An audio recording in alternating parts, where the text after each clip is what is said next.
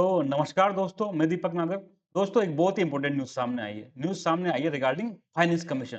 Finance commission आप सब लोगों ने वर्ड सुना होगा वित्त आयोग। दोस्तों ये इकोनॉमिक्स का एक इंपॉर्टेंट टॉपिक होता है पब्लिक फाइनेंस, उसका भी एक इंपॉर्टेंट टॉपिक होता है वित्त आयोग। कई बार इससे एग्जाम में क्वेश्चन आते रहे हैं और आगे भी आते रहेंगे। तो सबसे पहले न्यूज़ पढ़े हुआ क्या है? तो सबसे पहले देखो न्यूज़ है 16 फाइनेंस कमीशन जो लेटेस्ट में चल रहा है, उसने अपनी रिपोर्ट जो हमारे राष्ट्रपति जी हैं, प्रेसिडेंट मुर्मू को सौंप दी गई है। 16 Finance Commission submits its report for 2026 to 31 to President Murmu. Basically जो फाइनेंस कमीशन है वो 5 साल के लिए रिपोर्ट सौंपता है, 5 साल के लिए रिकमेंड करता है। तो ये रिपोर्ट उन्होंने अपनी प्रेसिडेंट को सौंप दी है। सेकंड न्यूज पढ़े 16th finance commission submits its report to president Draupadi Murmu. 16वें वित्त आयोग ने क्या किया, अपनी रिपोर्ट को प्रेसिडेंट जो द्रौपदी मुर्मू को सौंप दी गई है। ये आप उसका फोटो देख सकते हैं दोस्तों। ये फाइनेंस कमीशन के चेयरमैन साहब है और बाकी मेंबर हैं और ये हमारे प्रेसिडेंट तो है ही सही। इसके अलावा दोस्तों नेक्स्ट न्यूज जो बेसिकली ट्वीट किया है उन्होंने फाइनेंस जो राष्ट्रपति की तरफ से members of the 16 finance commission led by its chairman doctor Arvind Panagariya ji को ने क्या किया, called on president Draupadi Murmu ji से मिले और अपनी रिपोर्ट सौंप दी। कब से कब तक के लिए? 2026 से 2031 के लिए। तो एक तो इसमें कई चीजें आ रही बार बार में, चेयरमैन का नाम भी आ रहा है, तो सब कुछ हम देखेंगे। फाइनेंस कमीशन क्या होता है, क्या इसका कॉन्स्टिट्यूशनल प्रोविजन है, ये रिकमेंड कितने टाइम के लिए करता है, क्या-क्या प्रोविजन होते हैं इसके, सब कुछ के बारे में दोस्तों देखेंगे। और इसका इंपॉर्टेंस क्या है? इसका इंपॉर्टेंस आप इस बात से देख सकते हो दोस्तों कि ये एक लोकल बॉडी या या कानूनी बॉडी नहीं है दोस्तों, it is a constitutional body. Basically इसका जो फाइनेंस कमीशन का जो प्रोविजन है वो कॉन्स्टिट्यूशन में ही है। Finance commission is a constitutional body, संविधान में इसके बारे में जिक्र है दोस्तों। बहुत कम संस्थाएं ऐसी है जो इंडिया में कॉन्स्टिट्यूशनल बॉडी है जिनके बारे में संविधान में लिखा हुआ है। फाइनेंस कमीशन उनमें से एक है, चाहे निर्वाचन आयोग हो, चाहे केग हो, चाहे फाइनेंस कमीशन हो दोस्तों, कॉन्स्टिट्यूशनल बॉडी होती है। कॉन्स्टिट्यूशनल बॉडी उसको कहते हैं जिसके बारे में संविधान में लिखा होता है। आर्टिकल 280 बेसिकली जो हमारा संविधान है उसका आर्टिकल 280 दोस्तों, जो वित्त आयोग को व्याख्या करता है इसमें क्या-क्या होगा। तो दोस्तों जो आर्टिकल 280 है, एक तो ये बताएगा कि हर 5 साल में कौन प्रेसिडेंट क्या करेगा, to establish a finance commission every 5 year. जो राष्ट्रपति है हर 5 साल में क्या करेगा, वित्त आयोग का गठन करेगा। देखो आप सब भी पॉलिटी पढ़ी है, भारत में जहाँ-जहाँ भी प्रेसिडेंट का मतलब होता है, वो सिंपल सी बात है, वो मंत्रिपरिषद या मंत्रिमंडल की बात ही होती है। तो क्या करेगा प्रेसिडेंट जो राष्ट्रपति हर 5 साल में वित्त आयोग का गठन करेगा, जिसका कुछ कंपोजिशन होगा। इसमें एक तो चेयरमैन और 4 मेंबर होंगे। क्या होंगे? एक तो चेयरमैन होगा और 4 मेंबर्स होंगे दोस्तों। ये चेयरमैन की क्या योग्यताएँ चाहिए, मेंबर्स की क्या योग्यताएँ, इसके बारे में दोस्तों इस संविधान के जो अनुच्छेद है 280 में वर्णन किया गया। साथ में दोस्तों ये है ना, मैंडेट करता है क्या काम करेगा। भाई वित्त आयोग का गठन गवर्नमेंट ने कर दिया, इसके अध्यक्ष और मेंबर भी बना दिए, लेकिन इसके कार्य क्या-क्या होंगे, इसके बारे में दोस्तों फाइनेंस कमीशन का जो कॉन्स्टिट्यूशन में दिया गया है। बेसिकली तो इसी क्रम में दोस्तों आजाद भारत के बाद से कम फाइनेंस कमीशन चलते रहे। क्यों आते हैं ये तो हम अभी आगे जानेंगे दोस्तों, क्या इनका काम होता है। जब मैं इनका कार्य बताऊंगा तब आप अपने आप समझ जाओगे कि हर 5 साल में इनका गठन क्यों होता है। तो जो लेटेस्ट में बेसिकली जो रिपोर्ट्स गई है दोस्तों, वो है 16वां वित्त आयोग, 16th फाइनेंस कमीशन। इसका गठन देखो प्रेसिडेंट ने 31 दिसंबर 2023 को किया था। कब किया था? 31 दिसंबर 2023 को। इनको अपनी रिपोर्ट दोस्तों 31 अक्टूबर 2025 तक सौंपनी थी, लेकिन अब तो नवंबर आ गया, तो ये अपनी रिपोर्ट 31 अक्टूबर 2025 तक सौंप नहीं पाए। तो इनका एक्सटेंशन कर दिया, 1 महीने कर लिया। क्या किया? 1 महीने के लिए एक्सटेंशन करके इनको फिर टाइमलाइन दी गवर्नमेंट ने 30 नवंबर 2025। लेकिन इन्होंने अपने टाइमलाइन के पूर्व भी, कल 17 नवंबर था दोस्तों, तो उसको इन्होंने क्या किया, उसी दिन इनकी अपनी रिपोर्ट सौंप दी। तो ये तो थोड़ा-सा इसका 16 फाइनेंस कमीशन की हिस्ट्री थी, कब इसका गठन हुआ, कब इसको रिपोर्ट सौंपनी थी और इसका जो रिपोर्ट का टाइम बढ़ाया, एक्सटेंशन किया 1 महीने का, इसके बारे में हमने देखा। दोस्तों जो इसका कंपोज़िशन है बेसिकली मैंने बताया, जो आर्टिकल 280 है, वो संविधान का दोस्तों फाइनेंस कमीशन के कंपोजिशन के बारे में बताता है। इसमें एक तो चेयरमैन होते हैं और 4 मेंबर होते हैं। ये हर फाइनेंस कमीशन में बदलते रहते हैं। जैसे 16 फाइनेंस कमीशन जो अभी चल रहा है उसका चेयरमैन कौन है? तो देखो अरविंद पनगड़िया जी का, आपने मैंने फोटो बताया तो उन्हें पहचान लिए होंगे, अरविंद पनगड़िया। अरविंद पनगड़िया दोस्तों 16वें वित्त आयोग के चेयरमैन है। बहुत इंपॉर्टेंट है। कोई भी एग्जाम में पूछा जा सकता है कि लेटेस्ट में न्यूज में रहा 16वें वित्त आयोग के चेयरमैन कौन थे? तो अरविंद पनगड़िया। ये बेसिकली चेयरमैन है। इनका नाम आपने बहुत बार सुना होगा। ये अभी तो चेयरमैन है देखो 16वें वित्त आयोग। इसके पहले दोस्तों ये जो नीति आयोग चल रहा है, जिसके अध्यक्ष प्रधानमंत्री होते हैं, उसके वाइस चेयरमैन थे। नीति आयोग के वाइस चेयरमैन कौन थे? अरविंद पनगड़िया जी थे पहले। बाद में इन्होंने इस्तीफा दे दिया था और कई सारी बातें हुई थी, लेकिन अभी के लिए हमको जानना है कि वित्त आयोग के चेयरमैन कौन है 16वें के? तो वो अरविंद पनगड़िया जी। 4 इसके मेंबर है दोस्तों। तो एक इसकी मेंबर है एनी जॉर्ज मैथ्यू। क्या नाम है? नाम याद रखना दोस्तों, एनी जॉर्ज मैथ्यू। बेसिकली ये जो फाइनेंस मिनिस्टर के में एक सीनियर पोस्ट पे थी और ये फुल टाइम मेंबर थी।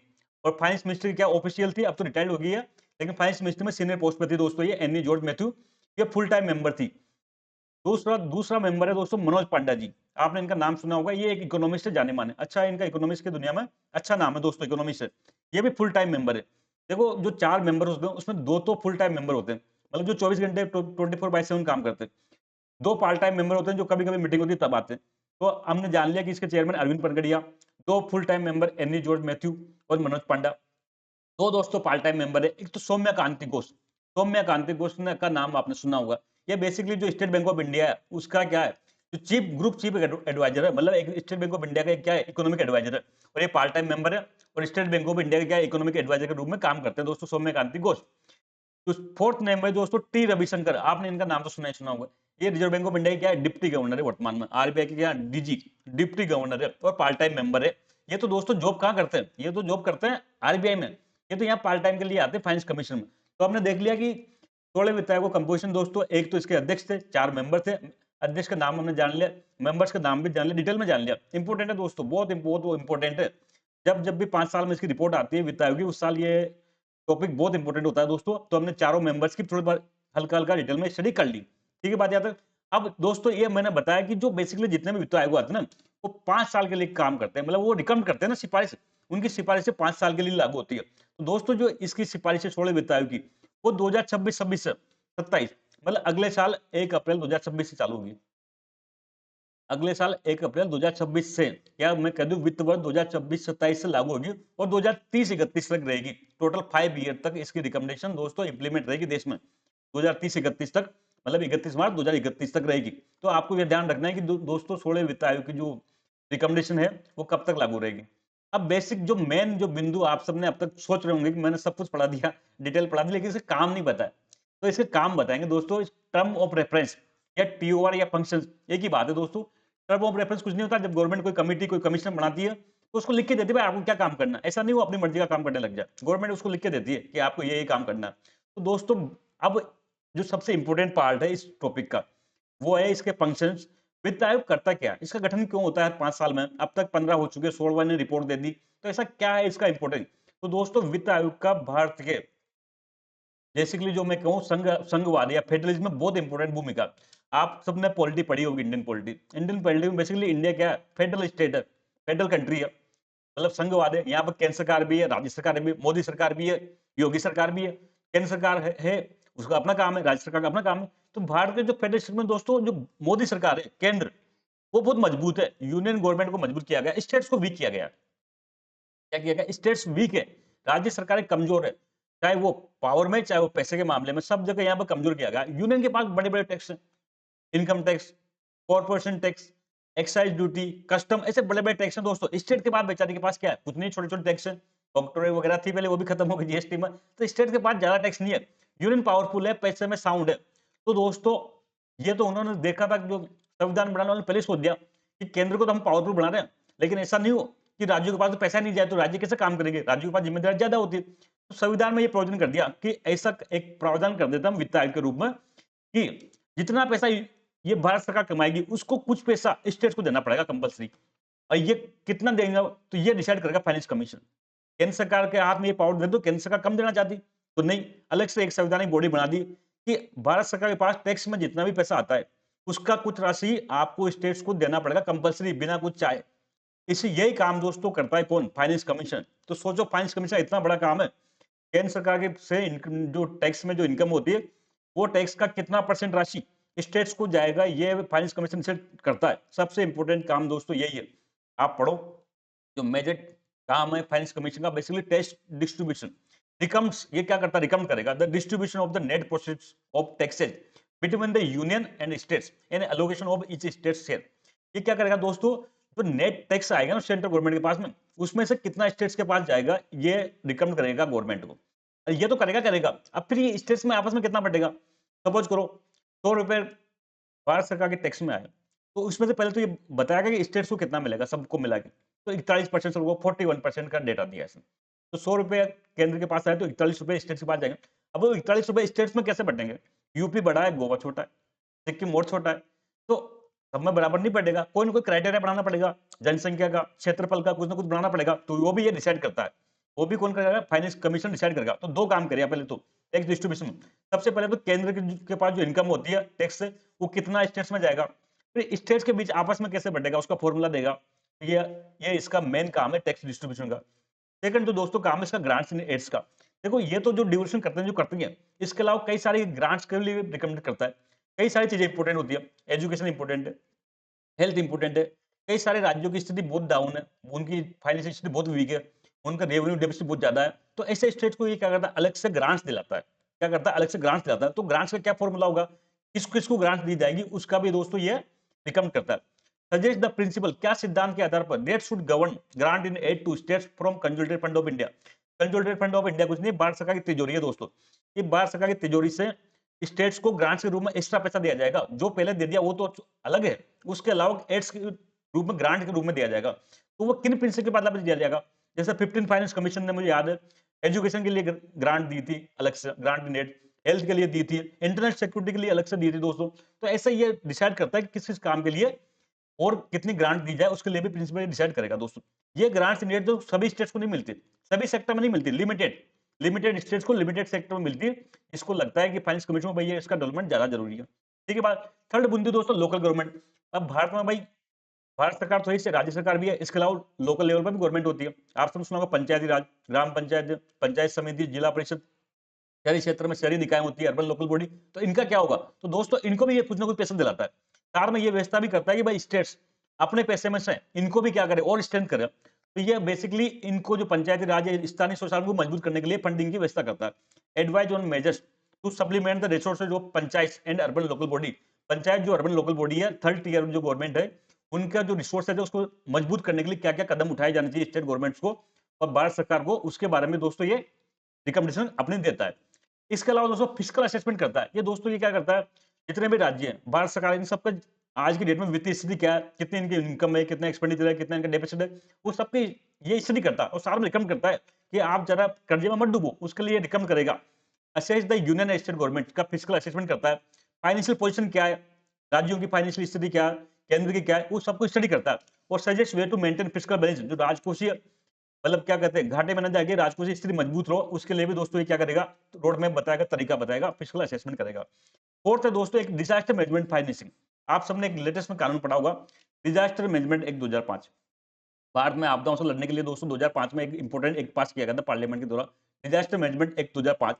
इस एक्ट के तहत दोस्तों कई सारे फंड बनाए गए हैं, भारत सरकार के स्तर पर भी और स्टेट स्तर पर भी।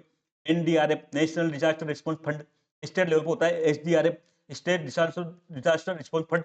तो दोस्तों इन फंड में कैसे पैसा आए, कितना पैसा गवर्नमेंट ऑफ इंडिया देगी, कितना स्टेट देगी, इसके बारे में दोस्तों ये रिकमेंड करता है। इन फंड में पैसा कैसे आएगा, डिजास्टर लड़ने के लिए पैसा चाहिए ना, तो पैसे के लिए दोस्तों कैसे आएगा, उसके लिए भी दोस्तों ये रिकमेंड करता है। अब मैंने बार बार एक शब्द बल दे रहा हूँ, रिकमेंड करता है। देखो फाइनेंस कमीशन भले कॉन्स्टिट्यूटिव बॉडी है, लेकिन गवर्नमेंट को रिकमेंड करता है। इन्होंने अपनी रिपोर्ट क्या करी, राष्ट्रपति ने इनको बनाया, इन्होंने अपनी रिपोर्ट राष्ट्रपति को सौंप दी। अब वो राष्ट्रपति से पास दोस्तों रिपोर्ट गवर्नमेंट के पास जाएगी, गवर्नमेंट को उस पर निर्णय करना है, उस रिपोर्ट का एक्सेप्ट करना है, फुली या पार्सली करना, या तो पूरी पूरी अपना ले या पार्सली अपना ले। पर जनरली परंपरा ये रही है कि जितनी भी गवर्नमेंट आई है, वो वित्त आयोग देखो एक कॉन्स्टिट्यूटिव बॉडी है, उसका मान रखती है, उसके रिपोर्ट को एज ए ट्रिक मान लेती है। तो finance commission report is not binding on government, government पर बाध्यकारी नहीं है। देखो दुनिया के कोई भी कमीशन हो, दुनिया की कोई भी कमीशन, कोई भी कमेटी हो, उसकी रिपोर्ट गवर्नमेंट पर बाध्यकारी नहीं होती है, क्योंकि गवर्नमेंट सोवरेन मानी जाती है। सबसे अंतिम पावर कौन है, गवर्नमेंट का है। गवर्नमेंट पर किसी की रिपोर्ट बाध्यकारी नहीं हो सकती, but generally government accept, generally क्या करती है, गवर्नमेंट इसको एक्सेप्ट कर लेती है। अब फाइनल देखो ये रिपोर्ट अभी पब्लिश नहीं हुई दोस्तों, अभी क्या हुई है, नहीं हुई है, पब्लिश नहीं हुई है। रिपोर्ट राष्ट्रपति को सौंपी है, गवर्नमेंट को जाएगी, गवर्नमेंट इसको पार्लियामेंट में टेबल करेगी, पार्लियामेंट में जो नेक्स्ट सेशन आएगा उसमें रखेगी, फिर फाइनली इसको क्या किया जाएगा, पब्लिक किया जाएगा। तब आप हम पढ़ेंगे कि इन्होंने क्या रिकमेंड करी। ठीक है बात। इसको दोस्तों 16 फाइनेंस कमीशन हमने डिटेल में पढ़ लिया, इसकी रिपोर्ट मैंने बता दी, पर रिपोर्ट में क्या-क्या लिखा है वो अभी हम पता नहीं चल सकता, क्यों? क्योंकि गवर्नमेंट ने उसको पब्लिक नहीं किया। पब्लिक उस पहले पार्लियामेंट में जाएगी, फिर पब्लिक करेगी। लेकिन अभी चल रहा है कौन-सा? अभी चल रहा है 15 फाइनेंस कमीशन। अब एक और बात बता दूं मैं, ये 5-5 साल का गेम क्यों है? देखो हर 5 साल में स्थितियां बदल जाती है, मतलब गवर्नमेंट ऐसा मानती है कि भाई इकोनॉमी की स्थिति बदलती रहती है, परिस्थितियां बदलती रहती है। तो एक जो फाइनेंस कमीशन अपनी रिपोर्ट देता है वो 5 साल के लिए देता है दोस्तों। 5 साल के बाद फिर दूसरा रिपोर्ट देगा, नया बनाएंगे तो नई स्टडी करेगा वो, ऐसे चलता रहता है दोस्तों। ऐसे करते-करते अब तक दोस्तों 15 फाइनेंस कमीशन निकल चुके हैं, ये 16 का टाइम आ गया। तो वर्तमान में चल रहा है 15 फाइनेंस कमीशन दोस्तों, इसके चेयरमैन थे एनके सिंह, इसको भी याद रखना दोस्तों। 16 का तो याद रखेंगे, 15 का भी रखेंगे। के चेयरमैन थे एम.के. सिंह जी, नाम सुना होगा आपने, रिटायर्ड आईएएस। इसकी रिकमेंडेशन दोस्तों 5 साल के लिए थी, 2021-22 से 2025-26 तक, मतलब 31 मार्च 2026 तक इसकी रिकमेंडेशन है। ये खत्म होता ही कौन सा आ जाएगा, 16वां आ जाएगा 1 अप्रैल 2026 तक, ठीक है। इसकी मेजर रिकमेंडेशन क्या थी दोस्तों? सबसे मेजर रिकमेंडेशन थी दोस्तों ये थी कि भाई केंद्र सरकार के पास जितना भी टैक्स इनकम आता है, नेट टैक्स, उसका 41% पैसा कहाँ जाएगा? स्टेट्स को जाएगा। The share of state in central taxes become to be 41%, मतलब केंद्र सरकार के पास अगर टैक्स 100 रुपए आ रहा है तो 41 रुपए राज्यों को दे, ठीक है बात यहाँ तक। अब वो राज्यों में बंटवारा कैसे हो, तो इसको लिए अलग फॉर्मूला होता है, देखो क्राइटेरिया फॉर डिवोल्यूशन। भाई 100 में रुपये केंद्र के पास टैक्स में आए, 41 रुपए किसको देने? स्टेट्स को देने। अब स्टेट्स के बीच में कैसे बटे? यूपी में कैसे बटे? गोवा में इन दोनों को बराबर नहीं दिया जा सकता, यूपी गोवा सिक्किम में अंतर है दिन रात का। तो इसके लिए दोस्तों एक फॉर्मूला देता है, क्या देता है? फॉर्मूला देता है। कैसे देता है? सबसे पहले इनकम डिस्टेंस 45% का वेटेज है, मतलब जो राज्य गरीब है उसको ज्यादा पैसा मिलना चाहिए, कुल मिला के सिद्धांत ये कहता है। इनकम डिस्टेंस मतलब एवरेज इनकम निकाल लेंगे राज्यों की, और जो उस डिस्टेंस से जितना दूर है, मतलब जिसके पास जितनी इनकम कम है, उस राज्य को उतना ज्यादा पैसा मिलेगा। तो 45% जो वेटेज दोस्त दिया है इनकम डिस्टेंस पर, एरिया पर 15% एरिया के आधार पर दिया गया। जो बड़ा राज्य है उसको ज्यादा पैसा मिलना चाहिए, छोटा राज्य को कम मिलना चाहिए। पॉपुलेशन 2011 की 15%, जिसकी पॉपुलेशन ज्यादा है उसको ज्यादा पैसा मिलेगा, जिसकी कम है उसको कम मिलेगा। डेमोग्राफिक परफॉर्मेंस, जिस राज्य ने पॉपुलेशन कंट्रोल के लिए ज्यादा प्रयास किए उसको कुछ ज्यादा इनाम मिलना चाहिए। तो 12.5% जो वेटेज है दोस्तों उसको दिया गया डेमोक्रेटिक परफॉर्मेंस को। फॉरेस्ट एंड इकोलॉजी, ऐसे राज्य जिसने फॉरेस्ट को प्रोटेक्शन के लिए प्रयास किया है, इकोलॉजी के लिए, एनवायरमेंटल प्रोटेक्शन के लिए प्रयास किया, उसको 10% वेटेज मिलेगा, मतलब जो फॉरेस्ट को प्रोटेक्ट ज्यादा कर रहा है उसको ज्यादा पैसा मिलेगा।